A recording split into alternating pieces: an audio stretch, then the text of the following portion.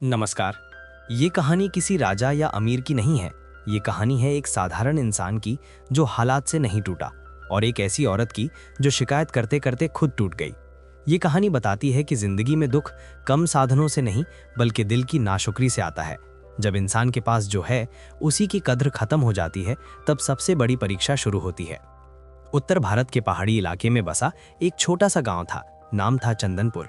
गांव ज्यादा बड़ा नहीं था। कच्चे रास्ते, मिट्टी के घर और सीधे साधे लोग। यहाँ लोग दिखावे में नहीं जीते थे। जो मिलता था उसी में दिन काट लेते थे। इसी गांव में रहता था इरशाद मलिक। उम्र ज्यादा नहीं थी मगर चेहरे पर ठहराव था। उसका काम जंगल से लकड़ी काटना और बाजार में बेचकर घर चलाना था। इरशाद का घर मिट्टी और खपरेल से बना था। बरसात में छत टपकती थी, सर्दियों में ठंड सीधे शरीर में घुस जाती थी। घर में ज्यादा सामान नहीं था लेकिन इरशाद को इससे फर्क नहीं पड़ता था।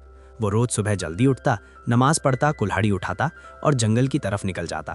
शाम को लकड़ियों की गठरी लेकर लौटता और जो भी मिला उसी में ईश्वर का धन्यवाद करता। गांव के बच्चे उसे प्यार से इरशाद चाचा कहते थे। कोई दुख में हो तो वो ढांढस देता, कोई भूखा हो तो अपने हिस्से की रोटी भी दे देता।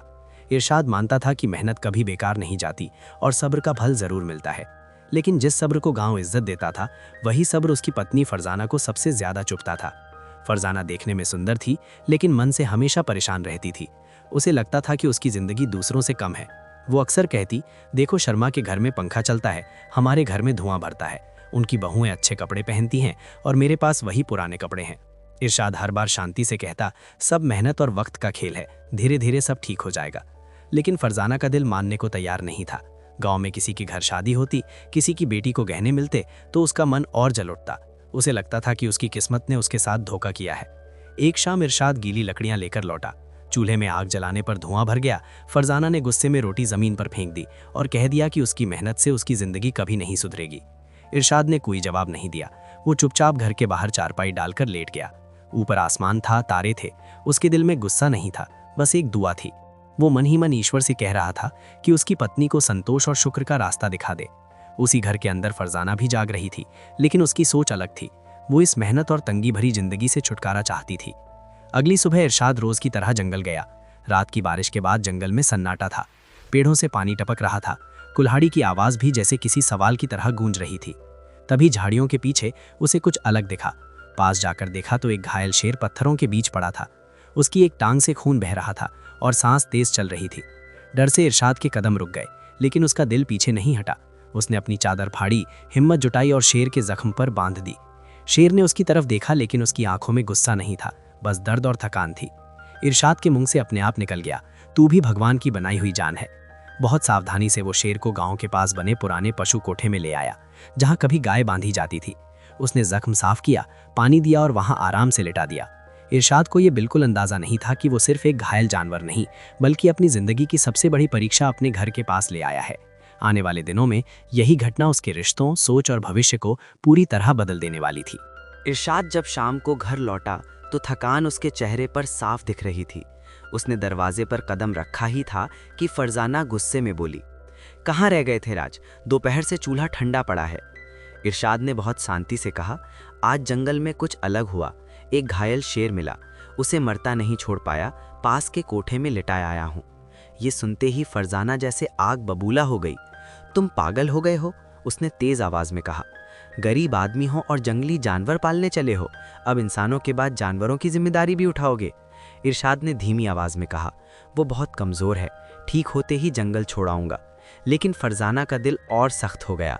उसे लगा जैसे उसका आदमी उससे दूर और किसी और के करीब जा रहा हो। उस रात इरशाद को नींद नहीं आई। वो बार बार बाहर बने कोठे तक जाता, दरवाजा खोलकर देखता। शेर चुपचाप पड़ा रहता।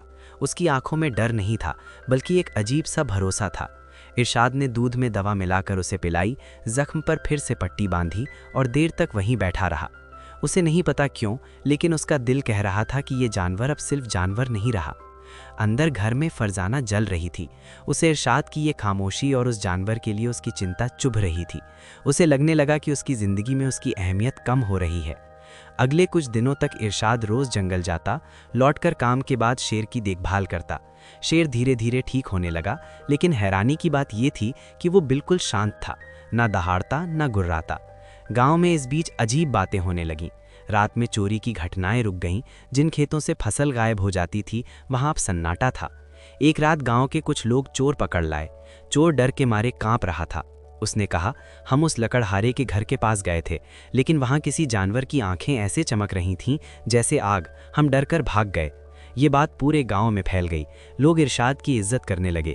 कहने लगे कि ये आदमी नेक है, इसलिए इसके घर की रखवाली खुद कुदरत कर रही है। लकड़ी बेचने पर इरशाद को अच्छी कीमत मिलने लगी। लकड़ी जल्दी बिक जाती। उसे समझ नहीं आता था कि अचानक ये सब कैसे बदल रहा है। वो बस इतना कहता, जो है ऊपर वाले की मेहर है। फरजाना को ये सब और चुभने लगा। उसे लगने लगा कि अब जो भी अच्छा हो रहा है उसका कारण वो शेर है, वो खुद नहीं। एक दिन उसने ताना मारा, अब तो सब उसी जानवर की वजह से हो रहा है, तुम्हारी मेहनत की कोई कीमत नहीं रही। इरशाद ने शांति से कहा, मैं कुछ नहीं हूँ, सब भगवान करता है, वो चाहे तो जानवर से भी भलाई करवा दे। ये बात फरजाना के दिल में चुभ गई। उसे लगा कि इरशाद अब पहले जैसा नहीं रहा, वो ज़्यादा शांत, ज़्यादा मजबूत हो गया है। उसी रात जब इरशाद मस्जिद गया, फरजाना कोठे के पास गई। शेर उसे देखता रहा लेकिन हिला नहीं। उसकी आंखों में कोई गुस्सा नहीं था, बस जैसे वो सब समझ रहा हो। फरजाना के मन में एक खतरनाक सोच जन्म लेने लगी। उसे लगा कि अगर ये जानवर यहाँ से हट जाए तो सब पहले जैसा हो जाएगा, उसका आदमी फिर उसी का हो जाएगा। अगले दिन उसने बाजार से मांस खरीदा और उसमें चूहे मारने की दवा मिला दी। उसे शायद पता था कि वो गलत कर रही है, लेकिन जलन ने उसकी समझ छीन ली थी। उस रात इरशाद मस्जिद गया हुआ था। फरजाना ने चुपचाप कोठे का दरवाज़ा खोला और मांस शेर के सामने रख दिया। शेर ने उसे देखा लेकिन कोई प्रतिक्रिया नहीं दी। कुछ देर बाद वो मांस खाने लगा। थोड़ी देर सब शांत रहा, फिर कोठे से हल्की सी कराहने की आवाज़ आने लगी। शेर दर्द में था, लेकिन उसने शोर नहीं मचाया। वो लड़खड़ाता हुआ बाहर आया और आंगन के एक कोने में बैठ गया। चांदनी उसके शरीर पर पड़ रही थी। उसकी आंखें एक ही दिशा में टिकी थीं, जैसे वो किसी का इंतजार कर रहा हो। उसी समय इरशाद घर लौटा। उसने जैसे ही ये हाल देखा, दौड़कर शेर के पास गया। उसका शरीर तप रहा था। इरशाद घबरा गया। ये क्या हो गया? उसने कहा। शेर ने धीरे से अपनी आंखें उठाईं और इरशाद की तरफ देखा। उस नज़र में कोई शिकायत नहीं थी, बस एक अजीब सी शांति थी। फिर वो वहीं इरशाद के पैरों के पास बिना आवाज़ किए शांत हो गया। इरशाद फूट फूट कर रो पड़ा। उसने शेर के सिर पर हाथ रखा और कहा, तू सिर्फ जानवर नहीं था, तू मेरा रखवाला था। फरजाना दूर खड़ी सब देख रही थी। उसके मन में कहीं हल्का सा पछतावा था, लेकिन उसे ये नहीं पता था कि ये अंत नहीं, बल्कि उसके असली अंजाम की शुरुआत है। शेर की मौत के बाद आंगन में अजीब सी खामोशी फैल गई थी। इरशाद देर तक वहीं बैठा रहा। उसके हाथ कांप रहे थे, आंखों से आंसू रुकने का नाम नहीं ले रहे थे। उसने चुपचाप शेर के शरीर को सफ़ेद चादर में लपेटा। गांव के लोग इकट्ठा नहीं हुए, न कोई शोर हुआ, जैसे ये सब किसी और ही दुनिया की बात हो। इरशाद ने खुद गड्ढा खोदा और अपने हाथों से उसे मिट्टी सौंप दिया। मिट्टी डालते वक्त उसके होठ हिल रहे थे, मगर आवाज़ नहीं निकल रही थी। उसके दिल में बस एक ही बात थी कि जिसने बिना बोले उसकी रखवाली की, आज वो खुद खामोशी में चला गया। काम पूरा कर वो देर तक वहीं बैठा रहा। फरजाना दूर खड़ी देखती रही। उसके चेहरे पर न जीत की खुशी थी, न पूरा पछतावा, बस एक अजीब सी उलझन थी। अगली सुबह फरजाना रोज की तरह उठी। उसने खुद से कहा कि अब सब ठीक हो जाएगा, न जानवर रहेगा न झंझट। उसने बड़बड़ाते हुए घर साफ किया और कहा कि अच्छा हुआ जान छूटी। इरशाद ने उसकी तरफ देखा। उसकी आंखों में गुस्सा नहीं था, बस एक गहरी ठंडक थी। उसने धीरे से कहा, जिसने इस घर की हिफाजत की, तुमने उसे मिट्टी में मिला दिया।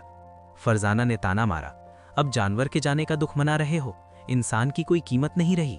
इरशाद ने कोई जवाब नहीं दिया।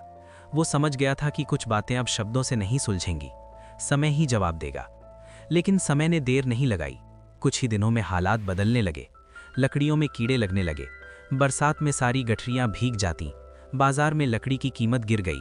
जो लोग पहले इरशाद की तारीफ करते थे, अब बस चुपचाप लकड़ी देखकर चले जाते।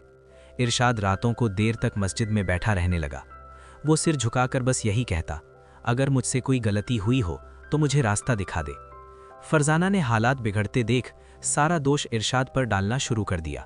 वो कहती, देख लिया, सब उस जानवर की वजह से था, तुम कुछ नहीं हो। एक दिन इरशाद ने बहुत शांति से पूछा, फरजाना, क्या तुमने उसे जहर दिया था? ये सुनते ही फरजाना घबरा गई। पल भर के लिए उसकी आंखें झुक गईं। फिर उसने कड़वे शब्द उगलते, हाँ दिया होता तो अच्छा होता, कम से कम तुम मेरे रहते। ये सुनकर इरशाद अंदर से टूट गया। वो बिना कुछ बोले घर से निकल गया और मस्जिद में घंटों बैठा रहा। उसकी आंखों से आंसू बहते रहे। उसने पहली बार पूरी तरह ईश्वर पर बात छोड़ दी। उसने कहा, मैं अब और नहीं लड़ सकता, फैसला तू ही कर। कुछ ही दिनों बाद फरजाना की तबीयत बिगड़ने लगी। चेहरे पर सूजन, शरीर में दर्द और जुबान में पहले जैसी ताकत नहीं रही। जो औरत दिन भर बोलती थी अब थककर चुप रहने लगी। गांव की कुछ औरतें देखने आईं। उनमें से एक बुजुर्ग औरत शकीला बी ने उसके सिर पर हाथ रखकर कहा, तूने संतोष छोड़ दिया, इसीलिए चैन भी चला गया। फरजाना पहली बार आईने के सामने रुकी। उसे अपना चेहरा पहचान में नहीं आया। आंखों के नीचे काले घेरे, चेहरे पर थकान और डर। लेकिन उसका दिल अब भी पूरी तरह नरम नहीं हुआ था। वो अब भी यही सोचती रही कि इरशाद को कैसे वापस पाए। उधर इरशाद पूरी तरह बदल चुका था। वो अब कम बोलता, ज्यादा सोचता था। एक दिन वो गांव के बुजुर्ग मौलवी रईस अहमद के पास गया। उसने साफ शब्दों में कहा कि वो इस रिश्ते को आगे नहीं खींच सकता। मौलवी ने उसकी बात सुनी और कहा कि अगर दिल टूट चुका हो और इरादा साफ हो तो रास्ता बदलना गुनाह नहीं होता। कुछ समय बाद इरशाद ने दूसरा निकाह कर लिया। उसकी नई पत्नी समीरा खातून थी। वो गांव के बच्चों को पढ़ाती थी। बहुत सादा, बहुत शांत और शुक्र करने वाली। जब वो घर आई तो उसने सबसे पहले फर्श धोया, दीवार पर भगवान का नाम टांगा और दिल से दुआ की कि ये घर फिर से सुकून से भर जाए। फरजाना एक कोने में पड़ी ये सब देखती रही। उसे पहली बार अपनी गलती का वजन महसूस हुआ, लेकिन तब तक बहुत देर हो चुकी थी। गांव वालों की नज़रों में भी उसकी इज्जत खत्म हो चुकी थी। अब कोई उसके पास बैठना नहीं चाहता था। एक रात फरजाना ने सपना देखा। उसने देखा कि वही शेर उसके सामने खड़ा है। उसकी आंखों में गुस्सा नहीं, सिर्फ सच था। वो बोला नहीं, लेकिन फरजाना सब समझ गई। वो डर के मारे जाग गई। उसका शरीर पसीने से भीग चुका था। सुबह उसकी हालत और बिगड़ गई। डॉक्टर बुलाया गया, लेकिन उसने कहा कि बीमारी शरीर की नहीं, मन की है। फरजाना रोते हुए इरशाद के पैरों में घिर पड़ी और माफ़ी मांगी। इरशाद की आंखों में नमी आ गई। उसने कहा, मैंने तुम्हें माफ़ कर दिया, लेकिन सीख यही है कि जिसने शुक्र नहीं किया उसने सब कुछ खो दिया। उसी रात फरजाना की सांसें थम गई। न कोई शोर हुआ, न कोई हंगामा। गांव ने चुपचाप उसका आखिरी सफ़र देखा। इरशाद ने उसे इज्जत के साथ दफनाया। समय बीतता गया। इरशाद और समीरा का घर फिर से सुकून से भर गया। ये कहानी हमें यही सिखाती है कि जो मिला है उसकी कद्र करो, क्योंकि नाशुक्री इंसान से सब कुछ छीन लेती है और शुक्र जिंदगी को नई दिशा दे देता है।